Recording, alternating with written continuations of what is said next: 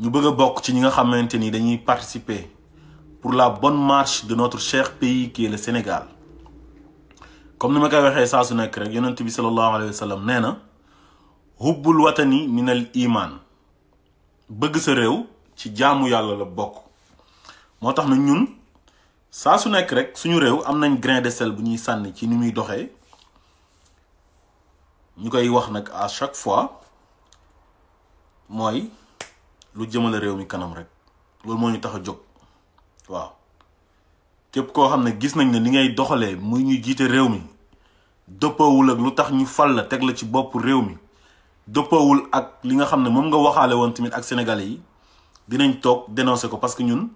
ñooy avocat wu peuple bi ñun peuple bi lañ àndal ànduñoo kenn ku dul le peuple nous sommes toujours avec le peuple sénégalais. waaw te defe naa ne nag ànd ak peuple bi moo gën a wóor parce que peuple bi daf fi nekk ba faw te ñii seen nguur yi nii c'est pas éternel c'est éphémère luy jeex la c'est temporel. kon ñu ngi nuyu ñëpp di ziar ñëpp donc ñu fas yéene def nag benn débriefing ci émission bu mag bi amoon démb tudd face à Pape Alé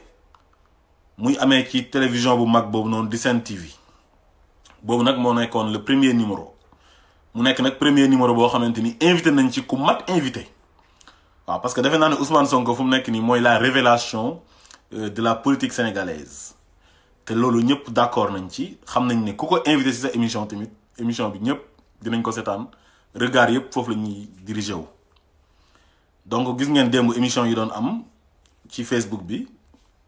ay 100 et quelques vues nga doon gis Ousmane Sonko mooy koo xamante ni moom bi Facebook amee ba léegi direct Facebook moom. kenn mënul battre record bi maanaam kenn du ko mën a dab heure bu defee programme ak bu mu mënti doon day dépasser 10 000 vues yoo xamante ni en direct lay nekk te xam ngeen loolu yomb 10 000 vues maanaam 10 000 personnes di la seetaan te démb dem na ba atteindre sax 11 000 à la fin de l'émission kon xam ngeen ne loolu du caaxaan il faut le reconnaître dañ bàyyi soxor baaxul gis nga nit même boo àndul ak moom. li ko yàlla may ak li ko yàlla defal danga koy nangu fii nu fi nit mel rek yàlla moo tax gis nga su fekkee da nga soxoroo doo sonn ci àdduna mais boo soxoree nag li yàlla wax ne fii qulubuhum maradun fa zaadahumullahu marada loolu moo lay dal fii qulubuhum ci seen xol yi maradun feebar fa zaadahumullahu yàlla dollil leen fa maradun feebar boobu mooy iñaan rek te dal na ñu bëri ñu féetee ci opposition bi ak ñu féetee ci parti au pouvoir bi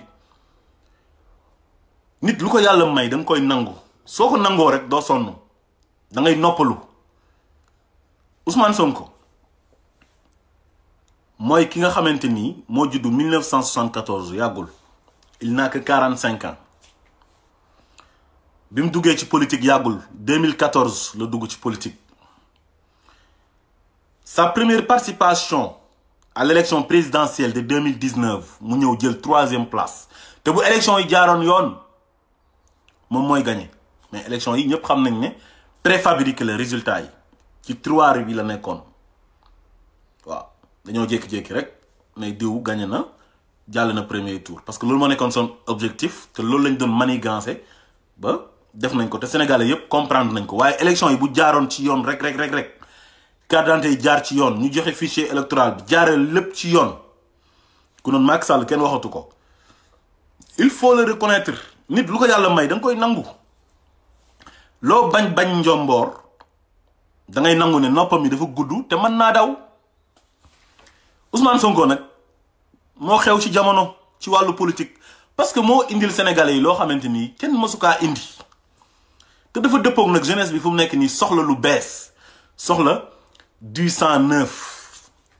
parce que dañoo sonn ci génération 1960 gi Macky Sall amoon nañ ci moom yaakaar parce que il est né 1 an après l'indépendance décembre 1961 foogoon nañ ne moom bu ñëwee dina doxalee autrement dina gouverner autrement mais bi mu ñëwee gis ngeen gouvernance yu xew yooyu ci la nekk mooy comme le Senghor doon def Abdou Diouf Ablaye Wade ci loolu rek la nekk waaw ñoom Ablaye Wade sax moo leen tane ñoom ñeenti président yi moom nag dañoo amoon ci moom espoir xam nga ak injustice yu mu dund ak cursusam fu mu jaar parce que moom jàngewul France te il n'est pas né avec une cuillère d'or maanaam il est issu d'une famille pauvre donc am ay jaar-jaar yu métti def primaire am Fatick wala Foundiougne si tu veux ñaar yooyu benn la ci après bi mu amee entrée en sixième mu dem Kaolack temps yooyu lycée bu Kaolack bi tuddul woon Valdiodio Ndiaye mu ngi tuddoon lycée Gaston Berger parce que boobu université Gaston Berger amagul bi université Gaston Berger amee nag ci lañ jël tur bi toxal ko Saint-Louis jël Gaston Berger tuddee ko université bu Saint-Louis bi jël Valdiodio Ndiaye bi nga xam ne doomi Kaolack la tuddee ko lycée Valdiodio Ndiaye de Kaolack moom fa la jàngee am fa bac mook ñoom Mimi Touré ak ñoom maître El Hadj Diouf ak Souleymane Ndéné Ndiaye Farba Senghor rek ñoom maître Khassimou Touré ak Kulim Dioum waaw ay ñoom maître Leyti Ndiaye ñeneen ak ñeneen xam nga donc kon kooku xam na luy ñàkk xam na luy jafe-jafe mu jógee fa ñëw université bu Dakar gis nañ université nu mu méttee xam luy fay location xam luy galère mais gis nga bi mu yéegee dafa tas suñu yaakaar parce que ni muy doxalee daf ñoo bett léegi nag nit ñi di xeex loolu ñu mel ni ñoom Ousmane Sonko di xeex nekk anti système pour loolu jógee fi ñu koy dénigrer di yàq deram di ko saaga ne ko daal ñun daal bëgguñ ku baax daal. fan nga xamee ne gars yi nekkuñ ci dëgg mooy gars yi à chaque fois bu Ousmane Sonko génnee ñoom ñëppay génn mel ni ñu jëfuur di wax di saaga di xas di inventé naan day fen waxul dëgg. maa ngi ci dégg kenn ki nga xam ne léegi il est devenu le potentiel défenseur de Macky Sall mu ngi tudd Yakham Mbaye donc moom moo jël relève bi parce que li muy def nii Mame Mbaye Niang moo ko daan def maanaam bu Khalifa Sall génnee wax mu génn saaga ko ak procès Karim Wade bi moo daan génn di wax ne ñooñu ay sàcc lañ xam nga léegi nag c'est Yakham Mbaye qui a pris la relève. Mame Mbaye Niang nag xamatuñu lan moo tax waxatul moom loolu moom ñun xamuñ ci dara mais mu ngi ci benn mutisme boo xamante ni jaaxal nañu bëri mais Yakham Mbaye je te rappelle une chose il faut que tu fasses très attention xam nga lu tax Sénégal ne vous appartient pas yow ak sa président yi ñi ngeen àndal le Sénégal appartient à tous les Sénégalais il faut que vous sachiez que moomu leen Sénégal te gënu leen a rëy nit ñi làmmeñ te làmmeñ du lekk moromam te jotagul wala te ñoragul gis nañ ne heure bu Sonko génnee moom mooy génn di ko attaqué di xaste te du ko teg fenn du am sax argument moom day génn rek di saaga démb Sonko ci luñ ko njëkk a laaj mooy affaire 94 milliards yi Pape Alé ne ko ah coow li temps yi moom déggatuñ ko affaire dafa calme Sonko li mu fa tontu une réponse pertinente mu ne leen li tax coow li na teg mooy ne affaire bi àggagul woon tribunal parce que ñoom ñoo nekkoon assemblée nationale def seen ay cirque créer benn commission d'enquête parlementaire boo xam ne ñoom ñoo ko moom ñoom pour protéger Mamour Diallo waaye bi doyen des juges convoqué Ousmane Sonko pour déglu ko ci lañ ne tekk nag xam ne affaire bi léegi ça devient sérieux maintenant il devient sérieux loolu la Ousmane Sonko tontu mu nekk nag réponse boo xamante ni dëppoo na ak ñun lu ñu dégg ak lu ñu constaté parce que ñun ñu ngi suivre actualité bi ba léegi xam nañ fu affaire yi toll. donc lu ñu bëggoon mooy def seen commission enquête parlementaire après jéem a yàq deru Sonko faral seen waa ji xam nga loolu c'est injuste yow tey booy ànd ak nit lu ngeen far ñu jiiñ ko ne xaalisu sénégalais yi la sàcc mais su fekkee sa plus grand ennemi laa la wax moom moo ko jiiñ loolu sax yow ko waroo ko faral parce que xaalis bi xaalisu sénégalais yi la te ñu koy défendre ñëpp xëy na ñoom lekkuñ ci xaalis bi majorité bi nga xam ne ñoom ñooy taxaw def commission d'enquête parlementaire di ko défendre ñoom mën naa am sax xaalis bi lekkuñ ci mais affaire yu partisan la ñuy def maanaam kii ñoo bokk parti léegi ñoom intérêt parti bi la ñuy jiital jël intérêt sénégalais yi sànni fële soo ànd ak nit lu mu la jege lu ngeen bokk parti ñu jiiñ ko ne dafa luubal 94 milliards nga gis ne Sénégal nit ñaa ngi bëgg a dee ak coono mais kooku yow li nga war a def immédiatement boo ànd ak moom sax su fekkee tu es honnête tu es un patriote ce que tu dois faire mooy nga ne kii kat man ànduma ak moom nañ ko leeral nga dem ci yoon ñu leeral ko ak loo contre Ousmane Sonko mais ñoom affaire bi léegi affaire wu comme dañoo jàppee Ousmane Sonko comme un ennemi ennemi boo xamante ni chaque jour moom ci li muy wax mooy alalu sénégalais yi ci lay wax chaque jour di leeralal sénégalais yi seen alal seen zircon seen or seen fer seen pétrole seen gaz pour gars yi leeral affaire bi ni ñu koy defee di leeral sénégalais yi détournement de deniers publics yi nga xamante ni moom la fonctionnaire yi nekkee comme genre Mamour Diallo yi ak ñeneen ak scandale yu am feneen ak feneen ay coude ak ay poste ak feneen ak feneen léegi nag kooku yéen ngeen ne da ngeen koy def ennemi suñu waxee ngeen ne yéen vous êtes des patriotes bëgg ngeen réew mi te pare ngeen pour liggéey réew mi je suis désolé mais vous n'êtes pas des patriotes parce que si vous étiez des patriotes du ngeen sax jéem a protéger koo xamante ni c'est un voleur ba pare fan ngeen di xamee ne nit ñi dofuñ gën a jàppul leen Ousmane Sonko du xaru parce que li muy def xam na ko mais Ousmane Sonko nan lay jékkee-jékki rek tëb rek jiñ kenn ne ko 94 milliards nga sàcc yéen ñiy xalaat laay waxal quoi ulul albaab yi ñi nga xam ne dañuy xalaat xanaa xale bu am 10 ans sax boo ko laajoon tey na ko waaw Ousmane Sonko est-ce que am na fitu tëb rek accuser Mamour Diallo quoi ne Mamour Diallo a volé 94 milliards ak Tahirou Sarr boo ko laajoon benn xale bu am 10 ans dina la wax ne ah mais Ousmane Sonko ñemewul loolu Ousmane Sonko ñemewul tëb rek di accuser Mamour Diallo kon foofu ngeen di xamee nag ne waa ji ci dëgg la ne ba pare mu jógal boppam dem porter plainte ne nañ ubbi procès kon kañ kooku wóolu na boppam mais ñoom affaire bi dañoo nekk di tourner autour du pot Mamour Diallo nanguwul àddu ci affaire bi Sonko rek la ñuy déglu muy wax ñu monter seen benn avocat muy divertir nit ñi di saaga di xas di dénigrer xam nga deful sax rôle avocat parce que rôle avocat mooy nga défendre sa client mais moom fi nga xamee ne affaire bi deal la dañ kaa waxtaanee pour yàq Sonko moom su ñëwee moom du wax sax ci dossier bi lu leer Maître El Hadji Diouf mais day attaquer directement Ousmane Sonko di ko saaga naan dañ ko war a tëj ci kaso bi dañ ko war a nii dañ ko war a naan mais loolu du rôle avocat avocat kañ yow sa client défendre ko rek luñ koy ji nga ne du moom même ni muy waxee ngeen di xam ne kii dañ ko monter dañ ko préparer pour mu dem di dal ci kaw Sonko di ko yàq pour mettre ko en mal avec les Sénégalais mais loolu ça ne passe pas parce que Sénégalais yi ñu ci ëpp c'est des jeunes te jeunesse bi fu mu nekk nii ah dañoo yeewu jeunesse bi dañoo yeewu fu ngeen koy xamee mooy élection présidentielle yi passé taux de participation bi dafa élevé te loolu gëj na am ci élection parce que ñu bëri dañ découragé woon mais bi Sonko ñëwee nag ci la ñëpp amaat yaakaar parce que dañoo xam ne kii lu mu indi mooy transparence bonne gouvernance te ñoom gars yi loolu arrangé wu leen léegi nag Ousmane Sonko ci biir waxtaanam am na benn réponse boo xam ne moo ma gën a neex parce que analyse am boobu dafa dëppoo man ak sama analyse bi nga xam ne dama ko doon def ci sama ay live bu ngeen bëggee mën ngeen a dellu ci YouTube bi ci OSR ngeen xool sama live mujj yi c'est la même analyse xam nga lan la wax ci affaire comme bi ñu wax ci affaire troisième mandat bi ne gars yi défendre Macky Sall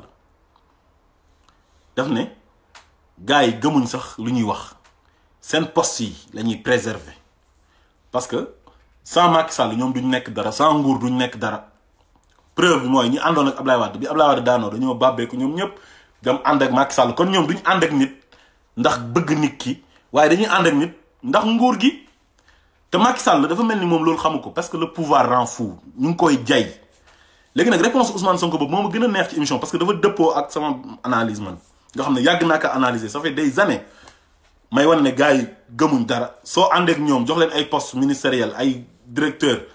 ah fexe ñu nekk député loo bëgg waaw la ñuy wax dañ lay dugal ba nga dugg nga xam ne yow tu seras le seul responsable conséquences yi yow yaa koy subir su ko defee nag bu nguur gi jeexee rek ñu rocceeku jéem a dem toxu juwaat ci keneen te loolu lañ fi gis loolu rek lañ fi gis fu mu nekk nii ñu génn ñëpp di ko défendre nii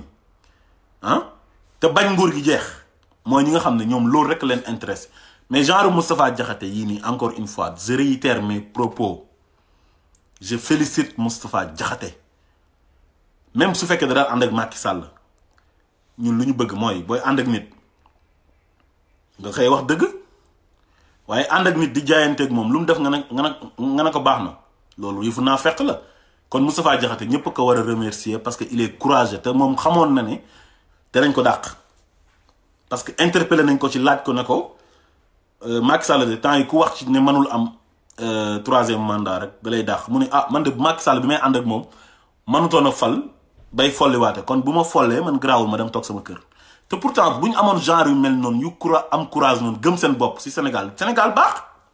mais malheureusement amuñ nit ñu mel noonu ay nit ñoo xam ne nguur lañ bëgg naa fekk duñ waxante dëgg jaayante te yàlla dafa wax ne bu ngeen di ànd ni ngeen ànd ci ragal yàlla ànd te yàlla tax bañ di jaayante wa taawanu ala al birri wa taqwa wala taawanu ala al ismi wal udwan mais loolu la yàlla wax dafa leer mais parce que waa ji moo yore nguur gi def na la ministre wala def na la député wala def na la président de l'Assemblée nationale wala def na la président conseil économique et social environnemental wala au conseil des collectivités territoriales nga ne daal waa ji lu mu def baax na mooy yàlla ba pare moom waa ji nangu ko li ñuy wax ne le pouvoir rend fou loolu moo ko dal instant bii nii moo tax ñu ñuy bëgg a divertir di ñu gëmloo naan ñu bu leen wax ci troisième mandat bi nañ ci commencé di wax heure bii nii gis nga bu ñu si waxul heure bii lu ma leen waxoon bu leen ko fàtte mooy li ñu daloon ci parrainage bi dal ñi ci affaire u Khalifa Sall dal ñi ci carte d'identité yi délivrance yi ah moo ñuy dalaat parce que waa ji maa ngi leen di fàttali ne lépp lu Ablaye Wade def échoué ba plan yooyu lay jéem a teg pour réussir ko chaque jour noonu lay def day sondé Sénégalais xool ndax bon xam na ne ñun nous sommes un peuple passif xam na loolu moom parce que moom si la bokk xam nga léegi loolu nag chaque jour da ciy def ay sonde di xool di tester su ma dàqee Sori Kaba mu wax ci mandat bi su ma ko dàqee réaction sénégalais yi nan lay demee su ma dàqaatee Moustapha Diakhaté nan lay demee yooyu yëpp ay sonde la maanaam day sonde di xool xam nga tey li muy oote tey su fekkoon dëgg la xam su fekkoon dañ ne ko moom ku wax ci mandat bi rek lay bañ su fekkoon loolu la ku noonu day dàq Seydina Fall ci parti bi mënu ko dàq ndax député la il est élu par le peuple mënu ko dàq parce que c'est un élu nommé wuñ ko ministre rek nga mën a xëy ak directeur général wala leneen ak leneen ñëw xëy rek dàq mais un député il est élu par le peuple kooku dafa am li ñuy wax immunité parlementaire il faut majorité bi lever immunité parlementaire am pour mu bañ a nekk ci député waaw léegi nag monsieur le président su fekkee da ngay bañ ku wax ci mandat bi rek mais dàqal Seydina Fall ci parti bi ne ko yow lan moo tax may tere ku wax ci mandat bi nga ciy wax te Seydina Fall comme mënoo ko dàq ci poste député am léegi dàq ko ci parti bi nga sanctionné ko wala nga wax majorité bi ñu lever immunité parlementaire am su fekkee li ngay oote dëgg la ci yow ñu ngi lay ñaan monsieur le président nga def loolu waaye képp koo xamante dafa wax à ta faveur ne yow mën ngaa am troisième mandat doo ko def dara ku wax ne mënoo kaa am nga dàq ko kon yow yaa ngi wane ne fu ñu lay fàkkal foofu ngay daanu mooy sonde bu ma leen wax rek day tester rek day xool sénégalais yi fu ñu toll da leen di natt fu mu nekk nii li des nii ci 4 ans yi dinañu tester xool ba xam ndax moom su waxee ne dafay def troisième mandat wala su poser ay actes yu wane ne troisième mandat la nar a def ndax dinañu jaral ñu wàcc ci mbedd mi pour jaamaarloo ak moom loolu lay sonde instant bii nii moo tax bàyyi leen ci xel bu baax a baax bu leen kenn wax ne leen ay dafa teelul fenn da leen ci wax bu baax a baax te bu leen fàtte affaire yu pétrole bi ak yeneen scandale yi da leen ci wax chaque jour loolu laa leen di conseillé donc ma ñëwaat ci Yakham Mbaye mi nga xamante ni moo fi nekk di sonal nit ñi chaque jour bu Ousmane Sonko génnee muy génne di attaqué moom kenn rek moo koy def moom dañ koy fàttali démbam Macky Sall bi muy soog a commencé net 2012 taj Yakham Mbaye mooy nekk le premier journaliste buy dem ci plateau yi di nekk jamono partout di attaqué Macky Sall di dal ci kawam am na benn slogan bu ñuy wax dynastie Faye Sall c'est lui qui l'a créé si vous vous rappelez c'est Yakham Mbaye qui a créé le slogan dynastie Faye Sall daf doon wax ne Macky Sall daal nguuram gi dynastie la boo santut Sall wala santoo Faye daal doo ci bokk moom moo ko njëkk a wax ndeke boobu poste la bëggoon kon yow tu n'es pas crédible tu n'as rien à dire te dañ lay xamal benn affaire sénégalais yi moomoo leen te mënoo teree wax nit ñi gënoo rëy lu am nañ nit ñi heure boo génnee wax dañuy génn dal sa kaw wax ak yow parce que duñu leen bàyyee suñu réew mi ngeen di rouler pour seen propre intérêt ah ñun sénégalais yi la ñuy défendre ah ñun on défend les sénégalais yi nga xam ne dañoo sonn sénégalais yi nga xamante ni amuñ hôpitaux yu baax sénégalais yi nga xamante ni amuñ jàng bu baax sénégalais yi nga xamante ni suñu añee duñu reer suñu reeree duñu ndékki boo demee au fin fond du pays di nga fa fekk famine laa la wax xiif am na fa am na ñoo xam ne ci village yi nawet bu jotee pour ñu lekk problème la pour ñu lekk c'est tout un problème loolu yëpp mu ngi Sénégal inondation bi mu ngi Sénégal biir capitale bi laa la wax day indoone nit ñi di sonn bu tawee ndox mi dugg ci seen biir kër yi te loolu mosoo dégg président sax wax ci waaye li muy def mooy toujours rek mu ngi def ay propagande politique politicienne xam nga di fexe nu muy fagaagle ay opposants di xeex rek xeex nga 7 ans 5 ans yi ci des ngir yàlla liggéeyal te bàyyi xeex bi te nga xam ne nag mooy sa dernier mandat keroog demoon na Géejawaay barki dem ma ñëwaat ci di leen jéem a nax di leen gëmloo ay BRT xaw ma bus rapide transit xaw ma lan ak lan te mu ngi nii achevé gul autoroute kii bi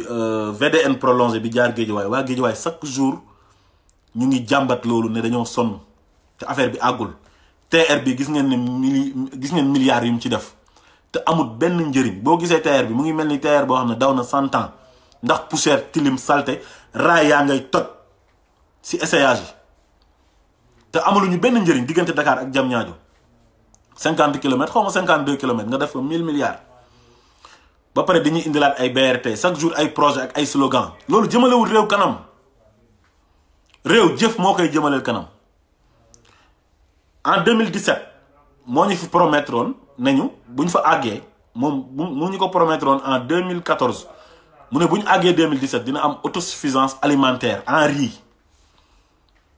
waxaatu ci dara te amut autosuffisance amut Sénégal réew yi ñu dendal ñu bëri am nañ autosuffisance alimentaire même ay Côte d'Ivoire ak Mali maa ngi dégg keroog benn économiste di ko wax Babou mu ne Côte d'Ivoire 150 francs xam nga ñoo bokk xaalis ñu nag ñoom 150 francs fanweer soo ko amee mën nga cee añ te Sénégal 1500 mënoo cee añ parce que boo amee 150 da ngay dem jënd sa benn ñam bi mooy wala aloko ñoo ñu defal la ko ci xoolitu banana bi nga lekk ba suur naan sa ndox dem sa yoon kon ñooñu am nañ autosuffisance alimentaire maanaam loo am lekk Sénégal malheureusement loolu amu fa defe naa ne loolu mooy priorité bi ak ay hôpitaux dignes de ce nom plateau médical bu baax ñun loolu la ñuy xaar mais pas chaque jour nga ñuy tegal ay projet ay BRT ay bus ay kii dafa am yoo xamante ni moom ngay njëkkee d'abord ba pare te toujours fu ñuy dem rek mooy ñi nga xam dañoo vulnérable mooy banlieue bi wala ñu dem ci village di leen nax xoolal keroog bi mu demee Géejawaay nu mu leen doon trompé mu ngi def discours am mais discours du farata su fekkee ci l'islam ngay wax discours boobu noonu du farata soo koy def bu waxtu julli jotee da ngaa war a bàyyi discours bi nga dem julli ji mais mu ngi discours ñuy nodd mu bëgg a defar kotam foofu quoi naan voilà comme ñu ngi nodd léegi nañ arrêté discours bi bañ nodd ba pare nañ déglu jàkka ji ñu nodd te nodd sax du farata nodd pour ñu sàggan la nodd rappel pour fàttali nit ñi ne leen waxtu julli bi jot na dem leen julli ji mais jullit bu farlu dëgg xam na ne inna salaata kaanat alal mu'minina kitaaban mawquuta waxtu kañ dañ ko wàccee julli ci waxtu lañ koy def képp koo xamante ni julli dëgg nga di pratiquer bu tusubaar jotee xam nga heure tusubaar jarul ngay xaar nodd bi da ngay dem directement ci jàkka ji dem julli ji kon kañ nodd du farata mu ne léegi déglu leen nodd bi loolu sax am na ñu koy def buy nodd nga ormal jàkka ji ne nañ déglu nodd bi yooyu xam mais lan moo tax daggoo discours bi dem julli ji jullit kañ bu déggee nodd moom su fekkee li muy oote dëgg la bul wax ne nañ déglu nodd bi après nga continuer sa discours bàyyi te yow demoo julli ji dafa waroon dem julli ji genre yi la ñuy naxee nit ñi toujours sénégalais yi su ko defee ñu naan hi président bi nii naa nii xam nga loolu rek la ñuy def chaque jour ci loolu la ñuy nekk di nax nit ñi mais nag nax yooyu il faut mu jeex sénégalais yeewu leen jamono bu njëkk ba ak léegi du benn bu leen nangu fal ay nit ñi ñëw enrichir ci seen xaalis rakam jël xaalisu pétrole bi sàcc ko mook benn tubaab bu ñuy wax Frank Timis ngeen toog di leen seetaan nañ ci xeex jóg ci wax ci jëf ci luñ ci mën nañ ko def parce que suñu yëf la te am na sénégalais yu ko yelloo ku feebar yaa ngi dee Sénégal am na ñoo xam ne ñu ngi feebar yoo xamante ni di dee manque de moyens moo tax te ñoom ku ci feebar extérieur ngay dem France ngay dem wala nga dem feneen dem faju ji fa États-Unis wala feneen waaye baadoole yi rek ñooy nekk ci hôpitaux yi di rang di jënd ticket 2000 francs am na ñoo xam ne sax amuñ ko di am problème ordonnance pour jënd seen ay garab di dee am problème mu médecin yi sax doyuñ spécialistes yi doyul am na spécialistes yoo xam ne sax amul Sénégal am na spécialité yoo xam ne amul sax Sénégal te nit ñaa ngi feebar yooyu soo amul moyen pour ñu évacuer la France mooy ne yow tu es mort. waaw nga gis rek ñooñu nga xamante ni ñoom duñ dara ay minorité lañ maanaam ay nit ñu ndaw lañ nekk ci Sénégal ñoom nag ñoom ñooy jël xaalisu Sénégal boobu ay milliards yamale ko ci seen bopp seen famille di ko lekk ba pare ne kenn du wax mais loolu c'est impossible loolu lañ bañee Sonko loolu rek moo tax ñu def ko ennemi parce que moom moo ñëw ne man seen xaalis bii nii ngeen yore xaalisu réew mi la ay sàcc ngeen te xaalis bi da ngeen kaa war a jox sénégalais yi ko moom loolu lay wax te ñoom bëgguñ loolu moo tax ñu def ko ennemi maanaam ñoom ku jub ak lu jub lañ bëggul gis nga ku jubul rek mooy bañ ku jub mais boo jubee da ngay bëgg ku jub loolu moo tax nag mënuñoo bëgg Sonko waaye nag yaa xam mbay dinaa la xamal leen yàgg ñi nga àndal ak ñi nga yaakaar ñëpp xam nga Sonko du sa morom yow yaa xam mbay interlocuteur u Macky Sall interlocuteur u Sonko mooy Macky Sall xam nga lu tax Sonko fu mu nekk nii c'est une autorité morale parce que il a 15% des sénégalais yu wax ne kii dañ kaa bëgg te sax dañ ko sàcc ëpp na 15% bu jaaroon ci yoon léegi nag kooku il faut le respecter il faut reconnaître tamit ne c'est une autorité morale waaw kon nag ay Yakham Mbaye ak ay yeneen bojo yi ñoon Sonko du leen tontu ay xale yi ànd ak Sonko sax ay Bassirou Diomaye Faye ak ay El Hadj Malick sax duñu leen tontu waxuma la ak nag ay Sonko di la tontu parce que du déglu li ngay wax parce que yow fi nga egsi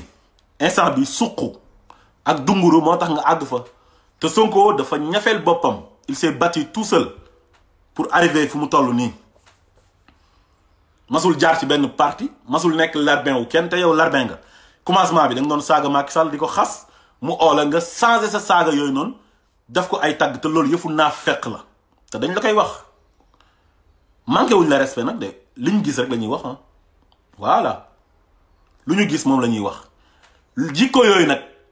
yaag sa morom yi loolu la ñuy combattre ñun pour mu jógee Sénégal jaral nañu lu nekk nag ñun wax dëgg yàlla lu nekk jaral nañu ko jikko yooyu noonu yu bon yooyu jikko naa fekk yooyu nga xam ne intérêt crypto personnel maanaam man sénégalais lu ñuy dund je m'en fous li ma intéressé mooy sama poche naa dëkk ci kër gu rafet naa am 4x4 bu rafet naa am poste soit ma nekk directeur wala ma nekk ministre wala ma nekk député wala ma nekk leneen mais man lu waa ji def baax na sama bopp rek moo ma intéressé te lu gën a am solo te gën a neex te gën a baax mooy nga féete ak peuple bi ki ngay àndal soo gisee ne kii il roule que pour ses propres intérêts da nga ko fay teg dem ranger wu du côté du peuple ñun genre nit yooyu lañ bëgg te xam nga c'est injuste nga gis koo xamante ni ñu ne moom mooy directeur général Soleil national appartient à tous les Sénégalais Soleil comme RTS nu mel noonu la Soleil mel patrimoine national la ñu jox ko koo xamante ni c'est un politicien mu koy jiite RTS la même chose ñu jox ko Racine Talla Magu Fu Malade mu jiite RTS te c'est une patrimoine national ñépp ko moom xam nga loolu c'est injuste mooy ne yow da ngay jël nit ñi liñ moom nga beddi leen ci sa ay farandoor nga jël leen jox leen li nit ñi bokk te tey doo gis benn opposant bu dem Soleil ñu lay bindal papier Ousmane Sonko doo ko heure bu ñu ko defee le Soleil rek mooy dañ kaa saaga RTS ñoom xalaatuñ fa sax dem di wax tey jii bu réseaux sociaux yi amutoon wala ay télé privé ñoom kenn du leen dégg xam nga loolu c'est injuste te Ousmane Sonko moo Racine Talla ñoom ñaar ñoo yem ci RTS moog Yakham Mbaye ñoom ñaar ñoo yem ci Le Soleil directeur journal national journal officiel boo xam ne day génn di saaga opposant loolu Sénégal rek la am foog na man naa mu am ci yeneen pays Afrique mais ñun moom lañ gis suñu réew ma kon réew ma lu ñu fa war a jubbanti dafa bëri donc ma ñëw ci ba tey émission wu Sonko bi ci beneen point boo xam ne laajoon nañ ko ci mu leeral ko te loolu c'est très important parce que yaa ngi gis gars yi toujours dañuy xool fu ñu ko mën a jaaree rek pour dénigrer ko quoi pour lui mettre en mal avec les Sénégalais quoi mooy bi mu demee gis Abdoulaye Wade sa relation avec Wade ñu commencé naan waaw il combat le système ba pare dem di lëkkaloo ak Abdoulaye Wade nga xamante ni moom ci système bi la bokk léegi nag démb nag il avait l'occasion mu leeral ko nee na man sama ànd ak Abdoulaye Wade du sax ay ànd politique ak ay coalition Abdoulaye Wade mag la c'est un ancien chef d'État on lui doit beaucoup de respect dañ koy honorer Abdoulaye Wade yàlla moo ko teral Abdoulaye Wade du nit ku ndaw ku yàlla teral la kooku yow nga nekk un jeune politicien qui vient juste de démarrer ta carrière politique mais da ngay soxla ay conseillers quel que soit système bu mën a bokk mais bu ko Ousmane bu ko Abdoulaye Wade oowee na ko ñëwal dama la soxla day dem mais leeralal na Sénégalais yi nag na leen Abdoulaye Wade man ak moom mosuñoo wax waxu coalition mosuñoo wax sax ci waxu politique suñu waxtaan yépp ay conseil la may jox waxtaanam yépp ay conseil la ñoom ñaar kon ñi doon wax naan ñoom fuñ mën a jaar pour jam waa ji rek dañ koy def te bu waa ji ñëwee rek fente leen jàll mënuñ ci moom dara il faut ngeen nangul nit ki su ngeen bëggee noppalu nangul leen ko te bu ngeen di opposé wu ngeen opposé wu ci xam-xam teg ko ci yoon soyez des républicains su waa ji génnee bu waxee indi ay firnde yéen it génn leen indi ay firnde yu wóor ngeen tegal nit ñi ñun loolu la ñuy xaar ci yéen mais xaaruñ ci yéen ay saaga xaste loolu kenn xaaru ko ci yéen heure bu Sonko génnee indil leen ay dossiers yu leer mais indil leen ay dossiers yu leer yéen tamit ngeen teg da leen tontu ci xam-xam te bàyyi saaga yi c'est très important kon déjà foofu féetee na boor kon ñi nga xamante ni ñoom ñoo nekkoon ci internet bi nga xam ne ay liveur lañ ak ñeneen nga xam ne dañuy waxante lu ñaaw maanaam entre Sonko ak Abdoulaye Wade ak juboo Abdoulaye Wade beeg Macky Sall nañ bàyyi loolu te xam ne Sonko il considère Abdoulaye Wade comme son grand-père comme maamam donc opposition bi nañ nekk benn te bañ di saagante di xasante parce que amul njëriñ objectif bi mooy nekk benn attaquer Macky Sall ci mal gouvernance am dénoncer seen maggu yi ñuy def ak seen dérive yi loolu mooy objectif bi mais bu ñu ëlbati xeex bi mukk di ko jël di ko def entre l'opposition Sonko leeral na relation yi mu am ak Idrissa Seck wax na nee na jour élection yi moom moo oo Déthié Fall wax na il faut grand bi ñëw Dakar ñu tenir benn point de presse taf wax na ne seeti na Khalifa Sall parce que bu toogoon seetiwul Khalifa Sall gars yi dinañ na kii kat lu mu àndut ak moom moo tax demul seeti ji ko te bi mu demee def na ko ce choix dama koy respecté parce que Idriss Seck àndoon ngeen ci élection locale yi kon nag soo bëggee ànd ak moom ci présidentielle yi amul benn problème àndal ak moom kon kooku il est franc il est honnête xam nga amu leen dara lu ngeen ko wax bàyyi leen saaga yi ak xaste yi te jublu ci liggéey bi c'est très important ma leen di fàttali nag ne leen mandat bi moom bu leen ci taay yi mukk di wax parce que ku la wor benn yoon wor la waraat la ay yoon kooku bu la waxee doo ko gëm biñ ko falee bees taj 2012 dafa wax ne le mandat est de 7 ans et je vais le réduire et je vais me l'appliquer naa ko def 5 ans wax ko ci rencontre solennelle yëpp fu mu dem ñu applaudir ko ay CEDEAO Union africaine xam nga Nations Unies fu nekk fu mu dem rek gars yi applaudir ko ne non waa ji moom ute naa ak yeneen président africain yi kii ñu ngi ko fal ci 7 ans mu ne 5 ans lay def mu dem ba 2016 mu war ñu gouvernance sobre et vertueuse la patrie avant le parti ak yeneen slogan yu bëri yoo xamante ni respecté wu ci dara te waxoon na du mas a impliqué famem ci nguur gi te mu ngi koy def famem ñu ngi ci nguur gi te heure bu mas ta def remaniement dàq Mansour Faye est-ce que mas ngeen a seetlu mu def remaniement ñu ne dàq na Mansour Faye daf koy jëlee ci benn ministère yóbbu ko beneen mais du ko dàq mukk c'est injuste loolu parce que gorom la dafa mel ni Marème Faye kon dafa am quota ci nguur gi ay nitam yoo xamante ni ñoom dañ leen di placer kenn du leen dàq loolu nag c'est injuste yooyu noonu moo tax ñun toujours ñuy wax dig nañu dig ñu digaat ñu digatiñu kon li mu wax ci affaire mandat bii nii des na leer si suñu nopp te wanewul dara luy wane ne moom bëggul 3e mandat wanewu ko acte yi muy posé yëpp mooy ne acte 3e mandat la acte 3e mandat lay posé nii te gis nga li gars yi di wax yëpp bu ebo ngeen bàyyi ci xel bu ñu demee ba ci cëppaandaw ga xam nga fan la ñuy mujjee mooy ne fu ñu waxee ne Nul ne peut faire plus de 2 mandats consécutifs. Nul ne peut exercer plus de 2 mandats consécutifs.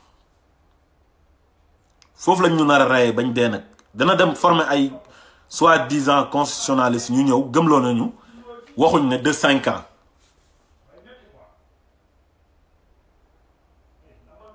yaa ngi dégg nul ne peut exercer plus de 2 mandats consécutifs maanaam ñaari mandats successifs yu teglantoo kenn mënu kaa def